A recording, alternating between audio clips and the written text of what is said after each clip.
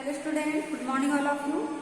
आज हम आपको पहले एक नया चैप्टर ग्रामर में पढ़ रहे हैं, व्याकरण में।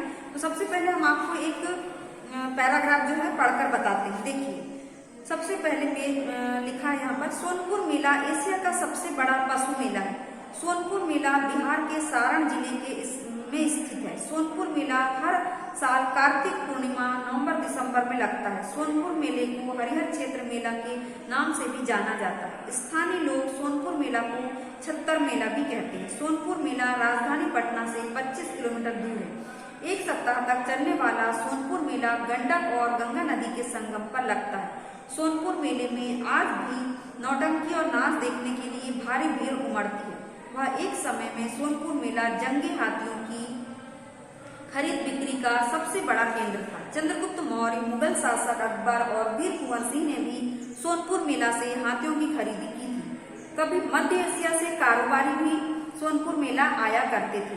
सोनपुर मेला में हाथियों के अलावा गाय, बैल, घोड़े, खच्चर, ऊंट, बकरी, कुत्ते आदि जानवरों की भी खरीद बिक्री होती है। सोनपुर मेले में भिन्न भिन्न प्रकार के पालतू पशु पक्षी भी बेचे जाते हैं, लेकिन अब इनकी खरीद बिक्री कम हो रही है। अब देखिए, हमने इस पैराग्राफ को पढ़े, ये हमारी बुक में भी था ये पैराग्राफ, है ना।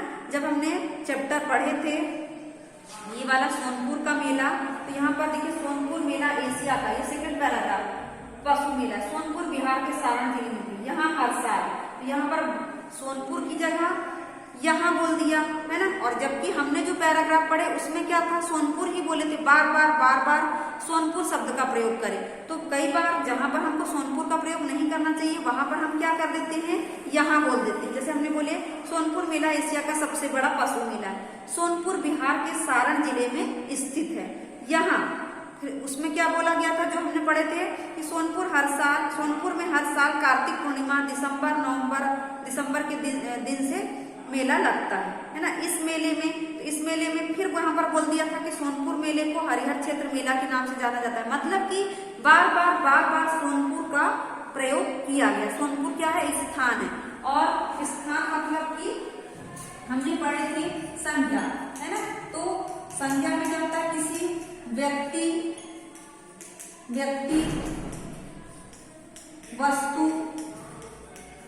वस्तु और स्थान के नाम को क्या कहते हैं, संज्ञा कहते हैं। के नाम को क्या कहते हैं, संज्ञा कहते हैं। तो यहाँ पर स्थान क्या था, सोनपुर, ठीक है। स्थान क्या था, सोनपुर। तो ये क्या हुआ, सोनपुर क्या हुआ, संज्ञा, ठीक है। तो अब हम सोनपुर के स्थान पर हमने यहाँ पर क्या प्रयोग किए, यहाँ प्रयोग किए, है ना। सोनपुर के स्थान पे यहाँ प्रयोग किया। हमने 2 बार बोले कि सोनपुर मेला एशिया का सबसे बड़ा पशु मेला है। उसके बाद सोनपुर बिहार के सारण जिले में स्थित है 2 बार। फिर तीसरी बार में बोले हम यहाँ बोल सकते थे कि सोनपुर का मेला हर साल कार्तिक पूर्णिमा के दिन से लगता है। तो हमने सोनपुर ना बोल के यहाँ क्या बोले, यहाँ। तो यहाँ क्या कहलाया, सर्वनाम। मतलब कि आज हम सर्वनाम पढ़ने जा रहे हैं, और सर्वनाम की परिभाषा है कि जो शब्द संज्ञा के बदले में आते हैं उसे हम क्या कहते हैं, सर्वनाम कहते हैं। तो सोनपुर यहाँ पर संज्ञा था, उसके बदले में यहाँ शब्द का प्रयोग हुआ, तो ये क्या हुआ, सर्वनाम। इसलिए सर्वनाम की क्या परिभाषा हुई कि संज्ञा के बदले आने वाले शब्दों को सर्वनाम कहते हैं। अब हम पढ़ेंगे, आप लोगों को समझ में आ गया होगा। अब देखिए, यह नहीं आएगा तो आप पूछ भी सकते हैं। अब हम सर्वनाम के क्या पढ़ेंगे, प्रकार पढ़ेंगे, ठीक है। हम पढ़ेंगे सर्वनाम के प्रकार, ठीक है। सर्वनाम के प्रकार में सबसे पहले आपको याद रखना है कि पुरुष ने, एक ट्रिक है, ये क्या है, TRIC, ट्रिक, ठीक है। ट्रिक में है पुरुष ने निश्चय, अनिश्चय,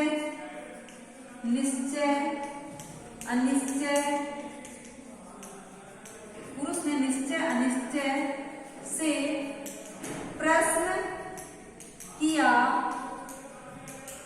कि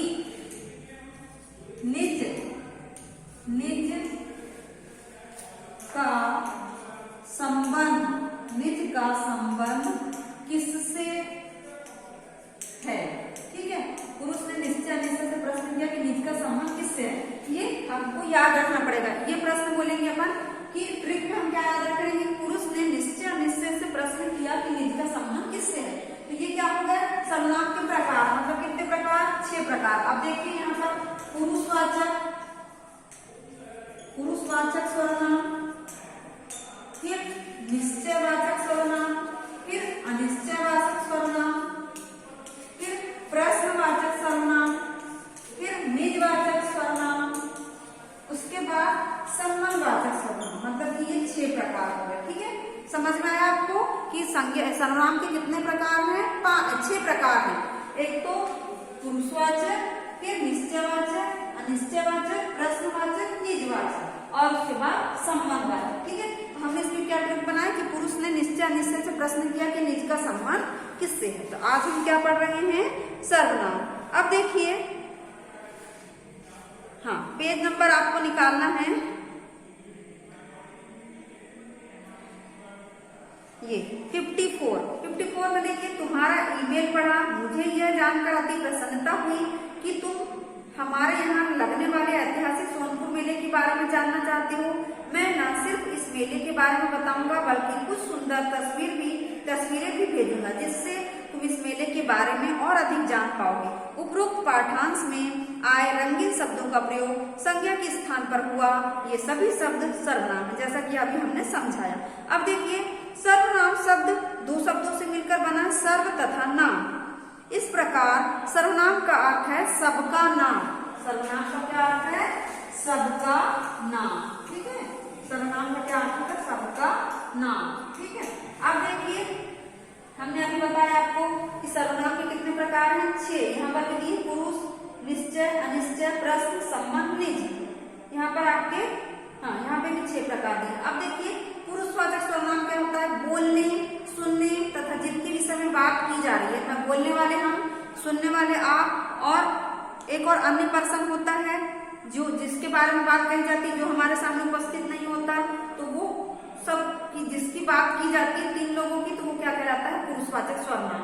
अब देखिए, पुरुषवाचक सर्वनाम के 3 भेद हैं, उत्तम पुरुष, मध्यम पुरुष और अन्य पुरुष। 3 प्रकार हैं, उत्तम पुरुष, दूसरा मध्यम पुरुष और तीसरा अन्य पुरुष। तो उत्तम पुरुष में मैं, हम, मध्यम पुरुष में तू, तुम, आप और अन्य पुरुष में यह, ये, वह, वे, ये सब आ जाएगा। मतलब उत्तम पुरुष हम हुए क्योंकि हम बोल रहे हैं, मध्यम पुरुष आप होंगे क्योंकि तुम सुन रहे हो, और अन्य पुरुष जिसके बारे में बात कही जाती परंतु वो हमारे सामने उपस्थित नहीं होता, तो वो अन्य पुरुष सर्वनाम कहलाता है। अब देखिए, सेकंड है निश्चयवाचक सर्वनाम। ये निश्चयवाचक सर्वनाम, जो सर्वनाम किसी पास अथवा दूर की वस्तु या व्यक्ति का निश्चित बोध कराते हैं, है ना, या तो किसी पास की या दूर की वस्तु या व्यक्ति का निश्चित बोध कराते हैं, तो निश्चयवाचक सर्वनाम कहलाते हैं। जैसे कि यह, वह, यह, वह, इसे और वे। ठीक है, यह, वह, इसे और वे। ठीक है, अब देखिए, अनिश्चयवाचक सर्वनाम, जो सर्वनाम शब्द किसी पास या दूर की वस्तु या व्यक्ति का निश्चित बोध कराते हैं वो निश्चयवाचक, और जो नहीं कराते वो अनिश्चय बोधक। जैसे कि कुछ, कोई। ठीक है, उसके बाद प्रश्नवाचक सर्वनाम, ये हो गया प्रश्नवाचक सर्वनाम। इसमें देखिए, जो सर्वनाम शब्द किसी प्राणी, व्यक्ति, वस्तु या स्थान के विषय में प्रश्न का बोध कराते हैं उसे प्रश्नवाचक सर्वनाम कहते हैं। जैसे कब, क्या, कौन, कैसे आदि। हो गया। अब देखिए, संबंधवाचक सर्वनाम, जो सर्वनाम शब्द वाक्य में आए दूसरे सर्वनाम शब्द से संबंध का बोध कराते हैं उसे संबंधवाचक सर्वनाम कहते हैं। जैसे जितना, उतना, वैसा, जैसा, सो, जो, सो। ठीक है, अब उसके बाद लास्ट वाला बचा निजवाचक सर्वनाम। ये संबंध हो गया, है ना, जो, सो, जहां, जैसा, इस प्रकार से। उसके बाद निजवाचक सर्वनाम में जो सर्वनाम शब्द स्वयं के लिए प्रयुक्त होता है उसे निजवाचक सर्वनाम कहते हैं। जैसे स्वयं, अपना, जैसे मैं अपना काम स्वयं करता हूँ, तो क्या हो जाएगा, निजवाचक। तो आपको ये समझ में आया होगा, है ना। तो आप क्या करेंगे, आज ये पूरा आपको अच्छे से पढ़ना है, सर्वनाम, है ना, पूरा बुक से अच्छे से पढ़ना है। उसके बाद जितने क्वेश्चन बनेंगे आप बनाएंगे, नहीं बनेंगे तो हम आपको कल करवा देंगे। कल अगले वीडियो में जो वो आपको हम करवा देंगे। तो आज की कक्षा हम यहीं समाप्त कर रहे हैं। धन्यवाद बच्चों। जब ये तीसरा चैप्टर, थर्ड चैप्टर समाप्त हो जाएगा तो हम फिर से तीनों चैप्टर का रिवीजन करा देंगे, क्योंकि ये तीनों ही चैप्टर जो लेवल टेस्ट के बाद हमने पढ़ाए हैं, 4th, 5th और 6th, ये तीनों ही चैप्टर टेस्ट में आने वाले हैं। तो आज की कक्षा हम यहीं समाप्त करें। धन्यवाद बच्चों।